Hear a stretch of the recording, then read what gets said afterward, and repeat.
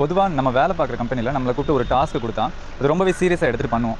அந்த வகையில் ஒரு கம்பெனியில் ஒரு மேனேஜர் அவருக்கு ரிப்போர்ட் பண்ணுற டீம் லீடர் ஒருத்தர் கூப்பிட்டு நெக்ஸ்ட் வீக் கிளைண்ட் விசிட் இருக்குது, அதுக்காக இந்த ப்ராஜெக்ட்டில் கடந்த 6 மாதத்தில் இதெல்லாம் நல்லா போச்சு, இதெல்லாம் நல்லா போகலை அப்படின்னு சொல்லி ஒரு ப்ரெசன்டேஷன் ரெடி பண்ணணும் அப்படின்னு சொல்லி அவர்கிட்ட சொல்கிறாரு. அவரும் அவர்கிட்ட இருக்க டேட்டா இமெயிலில் லோக்கல் ட்ரைவ்லாம் டேட்டா வச்சிருப்பாங்களா, எல்லாத்தையும் எடுத்து க்ரோனாலஜிக்கல் ஆர்டர் படி what went well, what did not go well அப்படின்னு சொல்லிட்டு ஒரு ப்ரெசன்டேஷன் ரெடி பண்ணுறாரு. எதெல்லாம் சரியாக போகலை அப்படின்றதுக்கு இவங்க சைட்லேருந்து ஜஸ்டிஃபிகேஷன், அப்புறம் இதெல்லாம் சரியாக போகாமல் இருக்கும்போது அதுக்கு எதிராக இவங்க எடுத்த மெஷர்ஸ், அது சரி பண்ணுறதுக்காக எடுத்த மெஷர்ஸ், அந்த மெஷர்ஸோட ரிசல்ட், இது எல்லாத்தையும் போட்டு ஒரு கான்க்ரீட்டாக ஒரு நல்ல ப்ரெசன்டேஷனாக கொண்டு போய் மேனேஜருக்கு அனுப்பிட்டு இவர் மேனேஜரோட டெஸ்க்கு போகிறாரு. மேனேஜரோட டெஸ்க்கு போகும்போது இவர் கேரி பண்ணுற ஆட்டிடியூட் இருக்குல்ல, நான் ஒரு பெரிய விஷயம் பண்ணிட்டேன் அப்படின்ற மாதிரி அந்த முகத்தில் அந்த தோரணை வெளிப்படுது.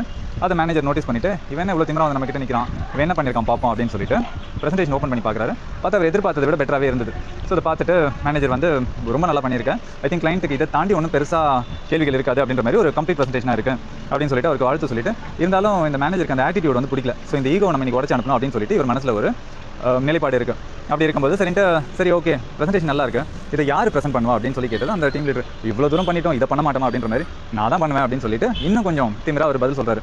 இதை பார்த்த உடனே அந்த மேனேஜரோட ஃபேஸில் என்ன ஒரு ஆட்டிடியூட் கேரி பண்ணுறாருன்னா, எப்படி இருந்தாலும் இந்த ஈகோ நான் இன்னைக்கு உடச்சு அனுப்ப போகிறேன் அப்படின்ற மாதிரி இருந்துட்டு, எல்லாம் ஓகே தான் அப்படின்னு சொல்லிட்டு அந்த டீம் லீடர் வந்து அந்த மேனேஜர் டெஸ்க்லேருந்து நகராரு. ஒரு நிமிஷம் அப்படின்னு சொல்லி கூப்பிட்டுட்டு, இது வரைக்கும் ஓகே தான், இந்த ப்ரெசன்டேஷன் நீ கொடுக்கணும்ல கிளைண்ட் விசிட் அன்னைக்கு, ஒருவேளை அன்னைக்கு உன்னால் வர முடியல ஃபார் சம் அன்ஃபார்ச்சுனேட் ரீசன்ஸ், அப்போது நான் என்ன பண்ணணும் அப்படின்னு சொல்லி கேட்குறாரு. ஸோ மேனேஜரோட மனசில் இந்த கேள்விக்கு என்கிட்ட பதில் இருக்காது, பெப்பேன்னு சொல்ல போகிறோம். அப்போ அவனோட ஈகோ உடச்ச மாதிரி இருக்கும், அதுக்கப்புறம் அதுக்கான சொல்யூஷன் கொடுத்த மாதிரி இருக்கும் அப்படின்ற மாதிரி அவர் ஒரு நிலைப்பாடில் இருக்காரு. அந்த டீம் லீடர் அதுக்கு பெரிய அசர மாதிரி தெரியல. அவர் திரும்பி பார்த்து, இவ்வளோ நாளாக உங்க கூட ஒர்க் பண்ணுறேன், இதை கூட நான் கற்றுக்க மாட்டேன் அப்படின்னு சொல்லிட்டு இந்த ப்ரெசன்டேஷன் பண்ணும்போது என் கூட என்னோட ஒரு சீனியர் மெம்பர் அசிஸ்ட் பண்ணார். ஸோ இந்த ப்ரெசன்டேஷன் பற்றிய கம்ப்ளீட் டவுன்லோட் அவர்கிட்ட இருக்குது. இவர் இந்த ப்ரெசன்டேஷன் மட்டும் இல்லை, இந்த ப்ராஜெக்ட்லேயே ரொம்ப நாள் என் கூட சேர்ந்து ஒர்க் பண்ணவர்.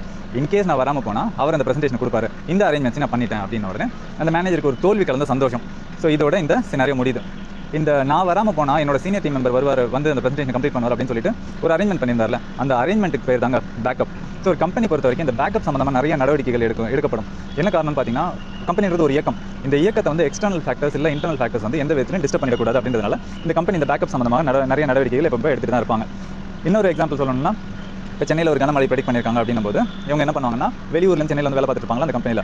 அந்த பசங்களெல்லாம் அவங்க ரெஸ்பெக்டிவ் ஊருக்குள்ளே அனுப்பிட்டு அவங்கள அங்கேருந்து ஒர்க் ஃப்ரம் ஹோம் பண்ண வைக்க முடியுமா அப்படின்றது ஒரு பேக்கப் பிளான். இல்லைனா சென்னையில் உள்ளவங்களே வெளியூர்களுக்கு பெங்களூருக்கோ இல்லை மதுரைக்கோ வேறு எங்கேயாவது கொண்டு போய் வேலை செய்ய வைக்க முடியுமா, இது போன்ற பேக்கப் நடவடிக்கைகளில் கம்பெனிஸ்லாம் நிறைய ஈடுபட்டுட்டே இருக்கும். ஸோ இந்த டீம் லீடர் இருக்கார்ல, ஒரு கம்பெனியில் ஒரு டாஸ்க்கு கொடுத்த உடனே ரொம்ப சிறப்பாக செஞ்சு முடிச்சார்ல, அந்த டீம் லீடர் கிட்ட போயிட்டு இந்த பேக்கப் அரேஞ்ச்மெண்ட்ஸ்லாம் ரொம்ப நல்லா இருந்தது, இந்த பேக்கப் சம்மந்தமாக உங்களோட பர்சனல் லைஃப்பில் என்கிட்ட சில கேள்விகள் இருக்குது, அதெல்லாம் நான் கேட்கலாமா அப்படின்னு சொன்னது அந்த டீம் லீடர் தான் சரின்னு சொல்கிறாரு. ஸோ இந்த வேலைக்கு போகிறீங்க, இந்த வேலையோட வருமானத்தை வச்சு நீங்கள் வாழ்ந்துட்டு இருக்கீங்க, ஒரு வேலை இந்த வேலை இல்லாமல் போயிடுச்சுன்னா, ஏதோ ஒரு எதிர்பாராத விதமாக ஜாப் லாஸ் ஏற்பட்டுச்சுன்னா, உங்ககிட்ட உண்டான பேக்கப் பிளான் இல்லை அப்படின்னா, ஒன்றுமே இல்லைங்க, இந்த வேலையை நம்ம தான் வாழ்ந்துட்டு இருக்கேன், அந்த மாதிரி விஷயத்தை என்னால் நினச்சி கூட பார்க்க முடியல, இந்த வேலையெல்லாம் எதுவும் ஆயிடாது அப்படின்ற ஒரு நம்பிக்கையில் நான் வாழ்ந்துட்டு இருக்கேன் அப்படின்ற மாதிரி சொல்கிறாரு. ஸோ ஒரு கம்பெனியில் பேக்கப் அப்படின்றது ஒரு முன்கூட்டியே யோசிச்சு ஒரு அரேஞ்ச்மெண்ட் பண்ணி வைக்கணும்னு நினைக்கிற இந்த டீம் லீடருக்கு வந்து ஏன் அவரோட பர்சனல் லைஃப் பேக்கப் பற்றி அவர் யோசிக்கல அப்படின்றது ஒன்று. அடுத்த கட்டமாக ஒருவேளை உங்கள் ஃபேமிலி, உங்கள் ஒய்ஃப், பிள்ளைங்க அப்படின்னு சொல்லிட்டு எல்லாரும் உங்களோட வருமானத்தை நம்பி வாழ்ந்துட்டு இருக்காங்க, எதிர்பாராத விதமாக உங்கள் லைஃப்பில் உங்களுக்கு ஏதாவது ஆச்சுன்னா அந்த ஃபேமிலியை பேக்கப் பண்ணுறதுக்கு உங்ககிட்ட என்ன இருக்குன்னு பார்த்தா, அதெல்லாம் ஒன்றும் இல்லைங்க, எனக்கு எதுவும் ஆகாத ஒரு நம்பிக்கை தான் வாழ்ந்துட்டு இருக்கேன் அப்படின்ற மாதிரி ஒரு பதில் அவர் சொல்கிறார். ஸோ இது இந்த டீம் லீடர் பர்டிகுலராக இல்லைங்க, பொதுவாகவே எல்லாரோட நிலைப்பாடுமே இதுதான். எல்லாமே சுமூகமாக போயிட்டு இருக்க வரைக்கும் நம்ம எதை பற்றியும், அதாவது அசம்பாவிதம் ஏற்பட்டா இல்லை அன்சர்டனிட்டி ஏதாவது ஏற்பட்டுச்சுன்னா நான் என்ன பண்ணணும் அப்படின்ற ஒரு கேள்விக்கான பதில் வந்து நம்ம யாருமே தேடுறதில்லை. ஸோ இந்த நிதர்சனமானது நிறைய பிரச்சனைகள் வந்து லைஃப்பில் உண்டு பண்ணிட்டே இருக்கு. ஸோ லைஃப்பில் எப்பவுமே 2 விஷயம் முக்கியங்க. ஒன்று, ஜாப் லாஸ்க்கு எதிராக நம்ம வந்து வேலை பார்த்த ஆரம்பத்துலேருந்து சேவிங்ஸ் அண்ட் இன்வெஸ்ட்மெண்ட்ஸ் வந்து ரொம்ப நிறைய பண்ணியிருக்கணும். நம்மளோட சம்பளத்தில் ஒரு பெரிய பகுதி வந்து சேவிங்ஸாகவும் இன்வெஸ்ட்மெண்ட்டாக தான் போகணும். அப்படி தான் நம்மளோட கேரியரை ஸ்டார்ட் பண்ணி நம்ம கொண்டு போகணும். அப்போ ஒரு 10 வருஷத்துக்கு அப்புறம் இந்த மாதிரி ஜாப் லாஸ் ஆகிடுச்சுன்னா அட்லீஸ்ட் ஒரு வருஷம் நம்ம வீட்டில் இருந்து நம்ம லைஃப் ஓட்டுற அளவுக்கு நம்ம கிட்ட வெல்த் இருக்கும். அந்த ஒரு வருஷத்துக்குள்ள இன்னொரு வேலை கிடைக்கும் போது திருப்பி நம்மளோட இயக்கம் வந்து அப்படியே கண்டினியூ ஆக போகுது.